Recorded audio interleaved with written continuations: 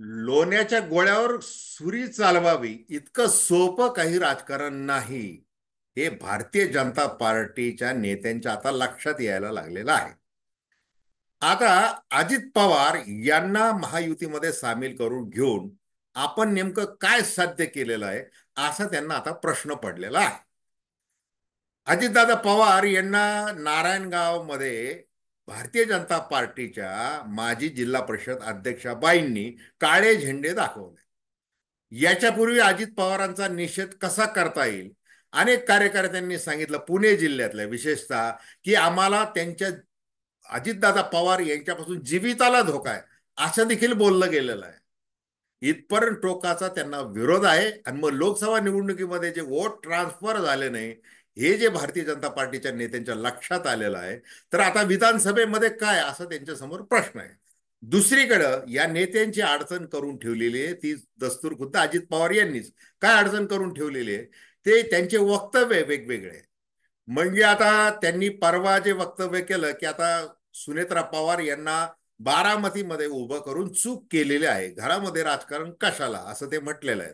मग आता पुढे विधानसभा आपल्याला ते बारामतीमधून लढवणार का, की कर्जत जामखेडला लढवणार, की हडपसरला लढवणार, याची चर्चा सुरू झालेली आहे. अशा सगळ्या परिस्थितीमध्ये आपल्या अंगावरचे सगळे डाग आता भ्रष्टाचाराचे धुवून निघालेले आहेत.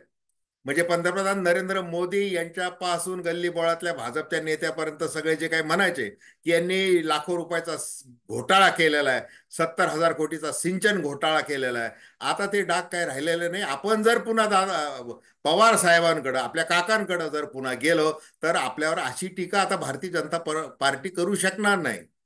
म्हणजे असे अनेक मुद्दे त्यांच्या बाजूचे आहेत. आणि राजकारण नेहमी फायदेशीर करायचं असतं, सत्तेच्या दिशेने जायचं असतं. आता 10 वेळेला राजकीय जीवनामध्ये अर्थसंकल्प सादर केलेला आहे. आता पुन्हा 11व्या वेळेला जर सादर करायचं आहे, तर आपल्याला नेमकं कुठं जायला पाहिजे, याचा विचार अजितदादा पवार हे गांभीर्याने करायला लागलेले आहेत. सगळ्या गुलाबी छटे खालचं जे त्यांचं जे काही राजकारण आहे, ते आता नेमकं कोणत्या दिशेला जात आहे. या दिवाळीमध्ये ते बारामतीच्या गोविंद बागेमध्ये जाऊन फराळ करतात, की सिल्वर ओकवर जाऊन चहापान करतात, नेमकं काय करतात, या संबंधी आपल्याला अतिशय थोडक्यामध्ये चर्चा करायची आहे. नमस्कार, जय महाराष्ट्र. मी डॉक्टर अनिल फळे.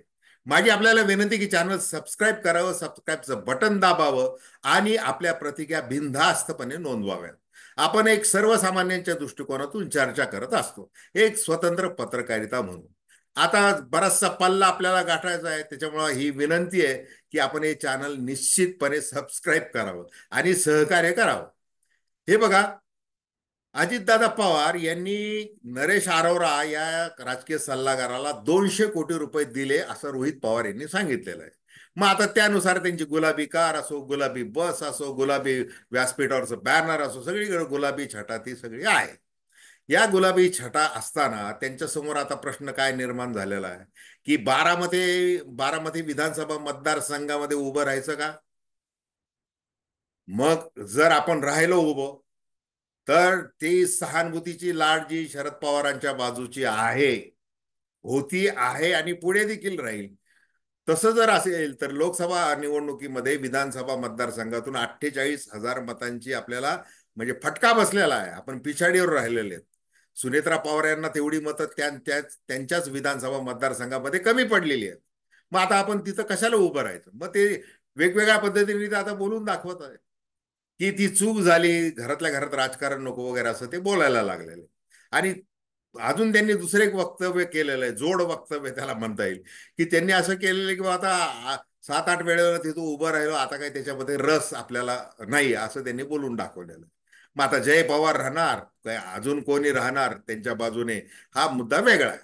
आज मात्र असं चित्र आहे, की जर अजितदादा पवार हे भारतीय जनता पार्टी किंवा महायुती सोडून हे जर पुन्हा शरद पवारांकडे आले, तर काय होऊ शकतं, म्हणजे त्याचं फायद्याचं काय गणित असू शकतं. मग त्या दृष्टीने एक विचार राष्ट्रवादीमध्ये होतोय. कोणत्या राष्ट्रवादीमध्ये होतोय, विशेष करून राष्ट्रीय अध्यक्ष अजित पवार ज्या राष्ट्रवादीमध्ये आहे, त्या राष्ट्रवादी प्रफुल्ल पटेल, हसन मुश्रीफ, छगन भुजबळ, दिलीप वळसे पाटील, धनंजय मुंडे, हे सगळे जे तालेवार नेते आहेत, या तालेवार नेत्यांचं काय गुप्तगू चालू आहे, सुनील तटकरे काय म्हणतात आहे, वर ते सगळं डागडुजी वगैरे वक्तव्याची वगैरे ते करतात आहे, परंतु आतमध्ये काय ठरलेलं आहे की आपल्याला वोट ट्रान्सफर होत नाही किंवा आपल्याला तो आपले उमेदवार निवडून आणायचे विधानसभेमध्ये, तर ते कसे आणायचे. कारण की राष्ट्रीय स्वयंसेवक संघ असो किंवा भाजपमधले अनेक निष्ठावान पदाधिकारी असो किंवा कार्यकर्ते असो, आपल्यावर जे उठता बस जे काही तोंडचूक घेतात आहे, तर त्यामुळं काय आहे की आपल्याला ते मतं मिळणार नाही याचीच अधिक शक्यता आहे.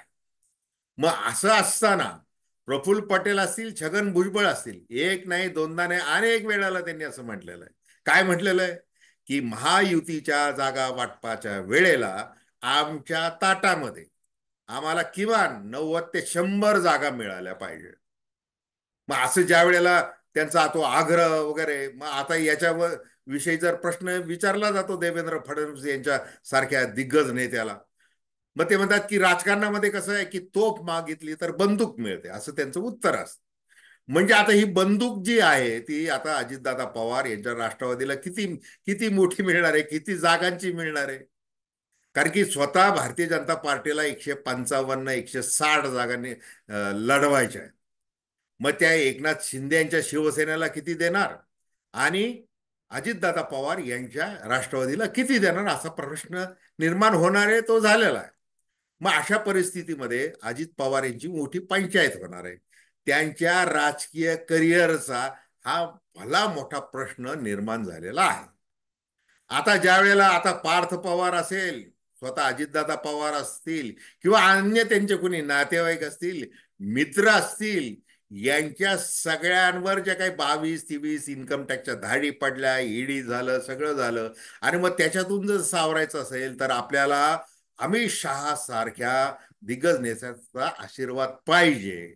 म्हणून ते थेट काय केले, महायुतीमध्ये जाऊन सामील झाले आणि त्यांच्या सगळ्यांचे डाग धुतले गेले. वर्षभरापूर्वी हसन मुश्रीफ, छगन भुजबळ, प्रफुल्ल पटेल, दिलीप वळसे पाटील या सगळ्यांचे डाग अजितदादा पवारांच्या बरोबर देखील त्यांच्यावर ते धुतले गेले. ते सोमया आपले बोंबलत बसले, त्या सोमयांची बोलती बंद झाली. आता हेच नेते तुमच्या महायुतीमध्ये आलेले, तर आता तुम्ही बोलणार काय, असा प्रश्न झालेला आहे. मग आता ते सगळे डाग धुवून निघालेले आहेत, वर्ष झालेलं आहे. सत्तेचा मत जेवढा चाखता येईल तेवढा चाखला गेलेला आहे. अगदी काल ज्या वेळेला लाडक्या बहीण योजनेचं उद्घाटन, भव्य दिव्य असं उद्घाटन पुण्यामध्ये झालं, त्यावेळेला अजितदादा पवार यांनी आवर्जून एक तीर सोडलेला आहे. आता त्या तीराचा काय अर्थ घ्यायचा तो तुम्ही घ्या. ते असं म्हटलेलं आहे की महेश शिंदे आणि रवी राण या दोन आमदारांनी जे काही वक्तव्य केलेलं आहे की आम्हाला मतदान नाही केलं तर आम्ही ते पैसे परत घेऊ वगैरे, असं ते केलेलं आहे, ते त्यांनी करू नये. कारण की त्याचा फटका महायुतीला बसू शकतो आणि महाविकास आघाडीच्या हातामध्ये आईचं हत्यार मिळू शकतं. म्हणून त्यांनी ते वक्तव्य केलं असं म्हणता येईल. पण तसं म्हणणं तेवढं नाही. त्यांनी काय केलेलं आहे की आमच्या राष्ट्रवादीचा आमदार असं काही बोललेलं नाही, हे लक्षात घ्या. त्यांनी दोघांना इशारा दिलेला आहे त्याच्यातून. भला आता फडणवीस किंवा एकनाथ शिंदे हे देखील त्याविषयी आधी बोललेले आहेत, परंतु काल ज्या वेळेला औपचारिक मोठं भव्य दिव्य उद्घाटन होतं, त्या उद्घाटनात हे त्यांनी आवर्जून बोललेलं आहे अजितदादा पवार यांनी. आता मुख्य काय आहे की त्यांची जी सगळी जी काही गुलाबी यात्रा सगळ्या महाराष्ट्रामध्ये चालू आहे, ती चालू असताना ते वारंवार त्याच्यावर भर देतात की लाडकी बहीण योजना. आता विरोधकांनी त्याच्यावर टीका केलेली आहे, अगदी सर्वोच्च न्यायालयाने देखील टीका केलेली आहे. अशा परिस्थितीमध्ये आपण अर्थमंत्री म्हणून काय काळजी घेतलेली आहे, म्हणजे आपल्या राज्याचं नेमकं स्थूल उत्पन्न किती मोठं आहे, आपल्यावर जरी 8 लाख कोटी रुपयांचं कर्ज असलं तरी आम्ही त्याच्यातून कसा मार्ग काढतोय, आम्ही त्या बाबतीत अगदी तत्पर आहोत. मी 10 वेळेला अर्थसंकल्प सादर केलेला आहे, त्याच्यामुळं मला ते सगळं गणित माहिती आहे आणि म्हणून मी ती योजना जाहीर केलेली आहे. माझी लाडकी बहिणी योजना. ते मुख्यमंत्री असं म्हणत नाहीत, ते मुख्यमंत्री माझी बहीण लाडकी असं नाही म्हणत, माझी लाडकी बहीण असं ते म्हणतात. आणि मग त्यांचा काय तो सगळा आतला उजवा हात तो राखेंनी आता भरून गेलेला दिसतोय.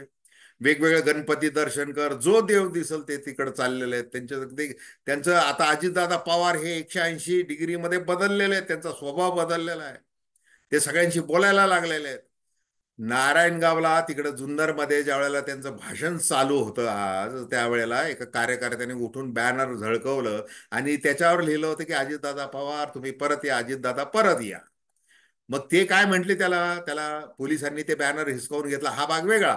परंतु अजितदादा पवार यांनी काय उत्तर दिलं की थांब, मी तुझ्याशी नंतर बोलतो. अर्थात ते काही तेवढ्या एका कार्यकर्त्यामुळे ते काही असा फार मोठा निर्णय घेतील वगैरे असं मला म्हणायचं नाहीये. परंतु परिस्थिती बघा ती कशी सगळी चालू आहे. म्हणजे ज्या वेळेला पंतप्रधान नरेंद्र मोदी लोकसभा निवडणुकीच्या मैदानामध्ये असताना ज्या वेळेला टीका करतात की शरद पवार म्हणजे भटकती आत्मा आहे, अमित शहा टीका करतात की भ्रष्टाचाराचे महामेरू आहेत, त्यावेळेला अजितदादा पवार यांना ज्या वेळेला विचारलं जातं त्यावेळेला त्यांची प्रतिक्रिया नीट समजून घ्या. त्याच्यानंतर 10 जूनला ज्या वेळेला वर्धापन दिन होता त्यावेळेला किती आदराने त्यांनी शरद पवारांचा उल्लेख केला आणि त्यांना अक्षरशः तो हुंदका दाटून आलेला होता, हे लक्षात घ्या. मग हे सगळे जे त्यांचे पावलं आहेत, हळूहळू हळू ते सगळं तिकडं चाललेलं आहे. मग आता स्वतः दस्तूरखुद्द शरद पवार यांनी अजितदादा पवार यांच्या अनेक चुका आतापर्यंत माफ केलेल्या आहेत. तर त्या ब्लंडर मिस्टेक म्हणजे ज्या वेळेला महाविकास आघाडीचं सरकार स्थापन होण्याच्या तो काळ होता, म्हणजे 30 नोव्हेंबर 2019 रोजी उद्धव ठाकरे यांनी शपथ घेतली. तत्पूर्वी 7 दिवसापूर्वी म्हणजे 23 नोव्हेंबर 2019 रोजी अजितदादा पवार यांनी सकाळी भवनावर जाऊन देवेंद्र फडणवीस यांच्या बरोबर शपथ घेतली होती. त्याच्यानंतर त्यांना माफ केलं वगैरे हे सगळे. मग आता याच्यात ते असं म्हटलं जातं की हे सगळं जे खेळवलं जात आहे, हे सगळं अजितदादा पवारना, ह्याचं हे यांचा बोलवता धनी किंवा यांचा खरा सूत्रधार मास्टर माइंड कोण आहे, तर ते शरद पवार आहे. मग आता असं बोललं जायला लागलेलं आहे की अजित दादा पवार यांनी महायुतीमध्ये जाऊन बसायचं, त्यांनी शरद पवार यांच्या वयावरून वगैरे ती अगदी जिवारी लागणारी टीका करायची, सगळं ते करायचं, भारतीय जनता पार्टीचा विश्वास मिळवायचा आणि तिथं थांबायचं. आणि भारतीय जनता पार्टीची नेमकी काय अडचण होऊ शकते ती तेवढी जास्तीत जास्त अडचण करायची. आता बघा, ह्या महाराष्ट्र विधानसभा निवडणूक जिंकणं हा राजकीय प्रतिष्ठेचा विषय कोणत्या पक्षासाठी अधिक आहे, तो भारतीय जनता पार्टीसाठी आवश्यक आहे. आता मिशन 45 सक्सेसफुल करायचं म्हणून महाराष्ट्रामध्ये विचारधारा जुळत नसताना देखील बेरजेचं राजकारण करायचं म्हणून एक स्ट्रॅटेजिकल पार्टनर पाहिजे, म्हणून मग विधानसभेमध्ये बहुमताची गरज नसताना देखील अजितदादा पवार यांना स्वीकारलं गेलं. भलं त्यांची धर्मनिरपेक्षता, फुले शाहू आंबेडकरांची विचारसरणी असेल, ती हिंदुत्व म्हणजे शिवसेना भाजपच्या हिंदुत्ववादाशी कुठेच जुळणारी नसली तरी त्यांना बरोबर घेतलं पाहिजे, म्हणून ते घेतलं गेलं. आणि मग त्या मिशन 45चं काय झालं, त्याचं पूर्ण भज झालं. म्हणजे फक्त 9 जागा भारतीय जनता पार्टीच्या निवडून आल्या, ज्या पूर्वी 23 वगैरे अशा काही होत्या. मग त्या 9 निवडून आल्या. मग आता हे पॅकेट मोडलं गेलेलं, आपण एवढी राजकारण करून, कूटनीती खेळून, महाभारत खेळून, काय जे आपल्या पत्रात काय पडलं तर ते पडलं. बरं, आता ही भाजपच्या नेत्यांची डोकेदुखी काय वाढवली ती राष्ट्रीय स्वयंसेवक संघाच्या लेखकांनी, विचारवंतांनी, निष्ठावान कार्यकर्त्यांनी ती अधिक वाढवली. मग अशा परिस्थितीमध्ये तरी देखील अजितदादा पवार हे काय, मध्ये ज्या वेळेला कोर कमिटीच्या मीटिंग म्हणजे दिल्लीला मुंबईला सगळ्या झाल्या, म्हणजे ते जे निरीक्षक जे आहेत, प्रभारी त्यांना म्हणतात, की भारतीय जनता पार्टीचे अश्विनी यादव, भूपेंद्र यादव यांच्याबरोबरच्या मीटिंग असतील किंवा दिल्लीमध्ये झालेल्या मीटिंग असतील किंवा मग यांच्या परस्पर भेटी. आता त्यांना काही देवेंद्र फडणवीस लागत नाही अजितदादा पवारांना. प्रफुल्ल पटेल यांना ते सांगतात की उद्या आपल्याला यांना यांना अमित शहा यांना भेटायचं, तर ते ताबडतोब परस्पर भेटू शकतात. मग ते काय ठरलेलं आहे की भारतीय जनता पार्टीवर जो शिक्का आहे की वापरायचं वापरायचं आणि फेकून द्यायचं, तसं जर अजित पवारांना आपण त्यांच्याशी काडीमोड घेतला आणि तर आपल्यावर तो शिक्का कायमचा बसेल. या पुढच्या राजकारणामध्ये बेरजेचं राजकारण करत असताना काही सलगी करण्याचे जे निर्णय येतील, जे विचारधारा नसलेल्या लोकांशी, मग त्याच्यामध्ये आपल्याला अडचण येऊ शकते. आधीच आपली काही त्याच्याबद्दल काय आपली चांगली जाहिरात झालेली की आपण कसं वेगवेगळ्या पक्षांना वापरून घेतो आणि वापरून फेकून देतो. असं तसं होऊ नये, तो डाग अजून एक लागू नये, त्याच्यामध्ये एक भर पडू नये, म्हणून अजितदादा पवार यांच्या सहज महाराष्ट्राची विधानसभा निवडणूक लढवायची असं ठरलेलं आहे आणि त्यानुसार ते सगळं चाललेलं आहे. ते जरी चाललेलं असलं तरी अजितदादा पवार हे सगळे मुद्दे आहेत त्यांचा भाजपमधून होणारा अंतर्गत विरोध, त्याच्यानंतर मुख्यमंत्री एकनाथ शिंदे यांच्या खांद्यावर बंदूक ठेवून सगळी जी काही फाईल कोंडी केली जाते राष्ट्रवादीच्या आमदारांची, आणि अगदीच काय की मंत्रिमंडळ बैठकीमध्ये गेल्या बैठकीमध्ये जे तू तू मै मै झालं की न वाचता सही कशी करायची, म्हणजे मुख्यमंत्री आणि अजित पवार यांच्यामध्ये जे काही झालं ते समोर आलेलं आहे. अशा सगळ्या परिस्थितीमध्ये मग आता कोंडी करायची आणि मग ती जसं सुरुवातीला मी म्हटलं की 80-90 जागा मागायच्या, तेवढ्या नाही दिला, ते कारण पकडून काय करायचं, सरळ आपलं कुठं गाठायचं आहे, बारामतीचं गोविंद बाग गाठायचं आहे किंवा आपलं सिल्वर मुंबईचं गाठायचं आहे, असं ठरलेलं दिसतंय. आणि ते आपल्याला अनेक अर्थाने फायद्याचं ठरेल असा विचार करून तो अजितदादा पवार यांची राष्ट्रवादी निश्चित विचार करत आहे.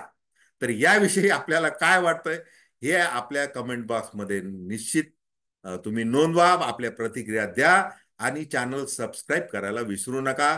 इतरांना पाठवा, शेअर करा, लाईक करा. धन्यवाद.